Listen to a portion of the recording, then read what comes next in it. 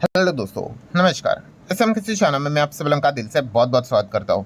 दोस्तों, फिलहाल अगर हम लोग यहाँ पे बात करें तो आपको पता ही है हम दिसंबर मंथ में यहाँ पे चल रहे हैं और इसके पहले नवंबर मंथ में हम थे। कॉमन सेंस वाली बात है।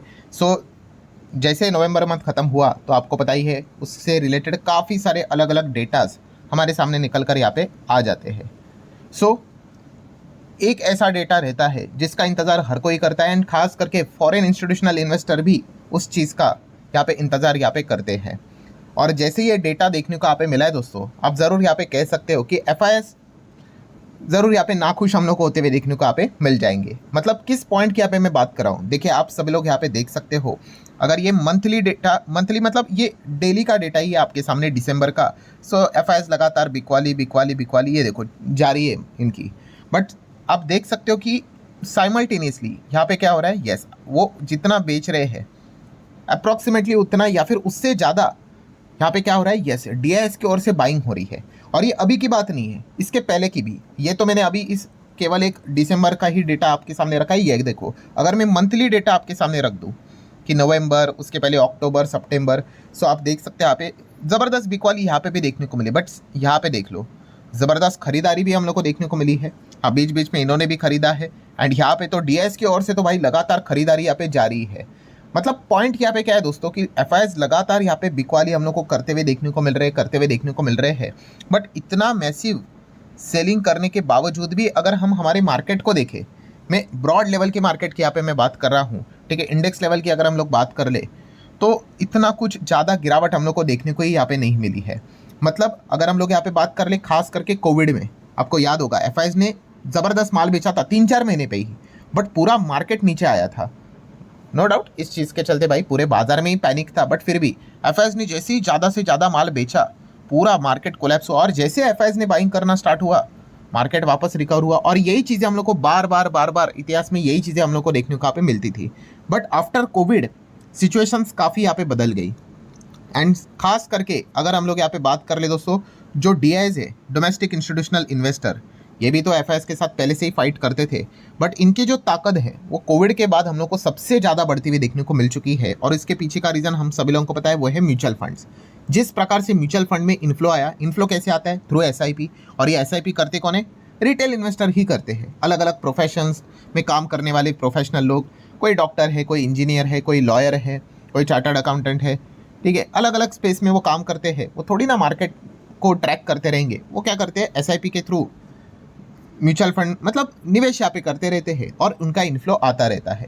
सो इस चीज़ से हुआ क्या है आप सभी लोगों को यहाँ पे पता ही, यस कि एफआईएस को जबरदस्त टक्कर हम लोग को मिलते हुए देखने को यहाँ पे मिल चुकी है। नो डाउट एफआईएस लगातार बिकवाली कर रहे हैं, बट पॉइंट को समझो, इतना भयंकर बिकवाली करने के बावजूद भी बाजार जो बहुत नीचे यहाँ पे होना चाहिए था वो क्यों नहीं है, यस क्योंकि साइमल्टेनियसली डीएस ज़बरदस्त खरीद रहे हैं। और डीएस के पास खरीदने की ताकत कहाँ से आ गई, यही म्यूचुअल फंड एसआईपी लगातार डीएस के पास इन्फ्लोज आते जा रहे।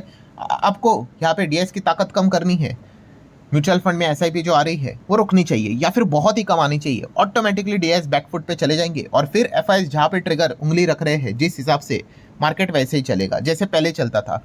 उन्होंने अगर बिकवाली अगर स्टार्ट कर दी, सेलिंग स्टार्ट कर दी, मार्केट ऐसा टूटना शुरू। और जैसे एफआईएस ने बाइंग करना स्टार्ट की, मार्केट ऐसे करके भागना शुरू। सो जो लोग पुराने हैं मार्केट में पहले से ही यहाँ पे काम करते हैं उनको पता है यही चीज़ें हम लोग को ज़्यादातर करके देखने को मिलती थी। But as I said after covid ये सिचुएशन हम लोग को बदलती हुई देखने को मिल गई बिकॉज डीआईएस के हाथ मजबूत कर दिए म्यूचुअल फंड वालों ने, एसआईपी के थ्रू रिटेल इन्वेस्टर ने। एंड यही इसी से रिलेटेड जो डेटा आज के दिन भी सामने आया है, जो हर महीने यहाँ पे सामने आता है, वो कमाल का डेटा हम लोग को देखने को यहाँ पे मिल चुका है। मतलब अगर आप चेक करोगे एमफी ने डेटा पब्लिश किया है इक्विटी म्यूचुअल फंड इन्फ्लोज की अगर बात कर ले 21% की मंथ ऑन मंथ बेसिस की जंप हम लोग को देखने को मिली है। कितना, 29,911 करोड़ इन नवंबर। देखो आपको कोई ना कोई तो भाई एसआईपी बंद करेगा, कोई ना कोई चालू करेगा, ये लाइफ में हमेशा चलता रहेगा। ऐसा कभी नहीं होगा भाई सभी लोग एसआईपी कर रहे हैं और सभी लोग एक साथ ही बंद कर रहे हैं, ठीक है। बट बड़ी पिक्चर क्या है अगर आप ब्रॉड कॉन्टेक्स्ट में देखोगे, यस कि यहाँ पे एफआईएस के साथ टक्कर देने के लिए डीआईएस के पास पैसा चाहिए और वो लगातार पैसा इनफ्लो के फॉर्म में यहाँ पे आना चाहिए म्यूचुअल फंड के पास। और अब आप देख सकते हैं नवंबर में भी काफ़ी डिसेंट इनफ्लो हम लोग को डीआईएस के पास आते हुए देखने को मिल चुका है वाया म्यूचुअल फंड। सो एक कमाल का डेटा हम लोग को ज़रूर देखने को यहाँ पे मिल रहा है। ठीक है, मतलब अब अक्टूबर मंथ की बात करोगे तो 24,690 करोड़ के आसपास था, जो नवंबर मंथ में 29,911 करोड़ तक हम लोग को देखने को मिल चुका है। 21% की jump on a monthly basis. हाँ, ये बात सच है कि एक साल पीछे चले जाओगे, एक साल पीछे मतलब नवंबर 25 का डेटा है, नवंबर 24 में डेटा अगर आप चेक करोगे सो तभी 35,940 करोड़ के आसपास का इन्फ्लो हम लोग को टोटल देखने को मिला था नवंबर 24। मतलब वहां से 17% डाउन है, वो तो रहेगा ही भाई, क्योंकि एक साल पहले तो आपको पता ही है ना मार्केट कैसा था और अभी कैसा है। जब जब मार्केट नहीं चलेगा ऑटोमेटिकली भाई वो तो चीज़ें हम लोग को डैमेज होते हुए देखने को मिलेगी। यही अगर आप बुल रन का डेटा पकड़ लो नवंबर मंथ का, वो तो आपको किसी और दिशा में ही देखने को मिलेगा। बट मेन पॉइंट क्या है, यस अभी भी अच्छा खासा इन्फ्लो आते हुए हम लोग को देखने को यहाँ पे मिल रहा है। एंड खास करके अगर हम लोग यहाँ पे बात कर रहे तो फ्लेक्सी कैप फंड में सबसे ज़्यादा इन्वेस्टर का इंटरेस्ट हम लोग को देखने को मिला है, सबसे ज़्यादा पैसा। अभी मैं आप लोगों के सामने यहाँ पे डेटा ही रख देता हूँ तो आपको समझ में आएगा। ये देखो कहाँ पे म्यूचुअल फंड के हिसाब से हम लोगों को पैसा आते हुए देखने को मिल चुका है। तो मल्टी कैप फंड में आप देख सकते हो लगभग 2,462 करोड़ के आसपास इन्फ्लो आया है। लार्ज कैप फंड में भी 1,600 करोड़ प्लस का इन्फ्लो देखने को यहाँ पे मिला है। देन उसी के साथ साथ अगर हम लोग large and mid cap fund की अगर बात कर ले तो कितना है, 4,500 4,500 करोड़ का इन्फ्लो है। देन मिड कैप फंड की बात कर ले 4,486 करोड़, स्मॉल कैप फंड की बात कर ले 4,406 crore. Then dividend yield fund की अगर बात कर ले तो यहाँ से पैसा हम लोग को आउटफ्लो होते हुए देखने को मिला है। दो ही फंड ऐसे जहाँ पे आउटफ्लो है, उसमें से एक है डिविडेंड यील्ड फंड एंड दूसरा है ईएलएसएस। ईएलएसएस में भी आप देख सकते हो 570 करोड़ का आउटफ्लो देखने को मिला है। बाकी जितने भी फंड है सब में हम लोग को प्लस इनफ्लो ही हम लोग को देखने को मिले हैं, जो कि आप इजीली यहाँ पे देख सकते हो। ठीक है, एंड इसमें अगर आप चेक करोगे जितने भी है उसमें फ्लेक्सी कैप फंड कितना है, 8135 करोड़ का इन्फ्लो हम लोग को देखने को यहाँ पे मिल रहा है। इन सबका टोटल आप करोगे तो आपको 29,911 करोड़ के आसपास का ये डेटा देखने को यहाँ पे मिल रहा है। ठीक है, अभी और भी आप लोगों को मल्टीपल चीज़ें देखने को यहाँ पे मिल जाएगी। खास करके अगर हम लोग यहाँ पे डेप्ट म्यूचुअल फंड की अगर बात कर ले तो वहाँ पे हम लोग को आउटफ्लो देखने को मिल रहा है कितना, लगभग 25,690 करोड़ के आसपास। ठीक है, जहाँ पे हम कह सकते हैं अक्टूबर में काफ़ी तगड़ा इन्फ्लो हम लोग को देखने को यहाँ पे मिला था। देन अगर आप बाकी के भी फंड्स को अगर आप देखना चाहते हो सो आप चाहो तो पॉज करके इस वीडियो को पढ़ सकते हो। जैसे कि आप देख सकते हो ओवरनाइट फंड की बात कर ले तो कितना आउटफ्लो देखने को मिल रहा है। लिक्विड फंड की बात करें तो आउटफ्लो देख सकते हो यहाँ पे। अल्ट्रा शॉर्ट ड्यूरेशन फंड की बात करें तो यहाँ पे प्लस है। ठीक है, ऐसे बहुत सारे हम लोगों को अलग अलग टाइप के फंड्स देखने को यहाँ पे मिल जाते हैं। बट मेजरली हमारा फोकस कहाँ पे रहता है, यस इक्विटी को लेकर खास करके जो एमपी का एसआईपी वाला जो डेटा रहता है उसके ऊपर फोकस रहता है एंड वो डेटा हमें अच्छा ही देखने को यहाँ पे मिला है। देन अगर आप लोगों को और भी अगर डेटा देखना है जैसे कि आप देख सकते हैं यहाँ पे आर्बिट्राज फंड की अगर बात कर ले उसमें कितना है, इक्विटी सेविंग फंड में कितना आया है वो भी आप देख सकते हो, मल्टी एसेट एलोकेशन फंड भी आप यहाँ पे देख सकते हो। ठीक है, सो हर जगह पे हमें ज़्यादा ही प्लस वाला ही डेटा देखने को मिल रहा है, कुछ कुछ जगह पे ही माइनस वाला डेटा देखने को मिल रहा है। अच्छा, इस डेटा में एक चीज़ का इंतजार किसका होता है, इंडेक्स फंड का या फिर ETF का, वहाँ पे क्या हुआ है। सो चलिए उसके ऊपर आ जाते हैं। तो इंडेक्स फंड में 1,726 करोड़ का इन्फ्लो हम लोग को देखने को यहाँ पे मिल चुका है। देन गोल्ड ETF में कितना है, 3,741 करोड़ के आसपास का इन्फ्लो हम लोग को देखने को यहाँ पे मिल चुका है। देन बाकी के ETF में कितना है, 9,720 करोड़ के आसपास।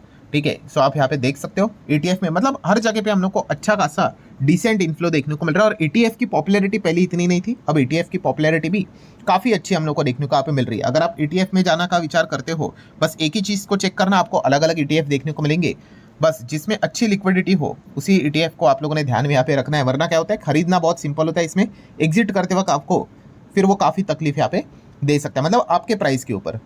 सो जहाँ पे आपको ज़्यादा लिक्विडिटी नज़र आती है, लिक्विडिटी कैसे देखनी होती है, अगर एकदम ही ईजी अगर चेक करना होता है, एकदम बच्चों वाली चीज़ें। सो जो हम देखते हैं ना, कोई भी आप ETF के ऊपर जाते हो तो एक जगह पे बाय सेल रहता है, यस नीचे आपको देखने को मिलेगा कि कितने कॉन्ट्रैक्ट्स लग रहे हैं, वहाँ पे ज़बरदस्त वॉल्यूम होगा ना, वो ETF बेस्ट रहेगा। आप एक वो अंदाज़ा यहाँ पे ले सकते हो। मतलब कंक्लूजन क्या है दोस्तों, तो कंक्लूजन पॉइंट यही है कि FIs की अगर हम लोग बात कर ले, ठीक है भाई, उनका कोई रुख बदल नहीं रहा है, आज के दिन भी उन्होंने बिकवाली ही की है। बट FIs को तकलीफ यहाँ पे क्या हो रही है, लगातार DIS के हाथ मजबूत होने के चलते वो जितना बिकवाली यहाँ पे कर रहे हैं, मतलब आप सोच कर देख लो, एक शेयर अगर 100 रुपये पे है फॉर एग्जाम्पल, एंड आपने अरबों खरबों रुपया भाई बेच बेच कर वो शेयर इतना बेच दिया आपने कि आप एक्सपेक्ट करते आधा हो जाना चाहिए, वो गिरा कितना 97 95 तक। सो ऐसा कैसे हो रहा है, क्योंकि आप बेच रहे हो तो भाई सामने वाला भी कोई खरीदने वाला है उतने ही ताकतवर, मतलब ताकत के हिसाब से।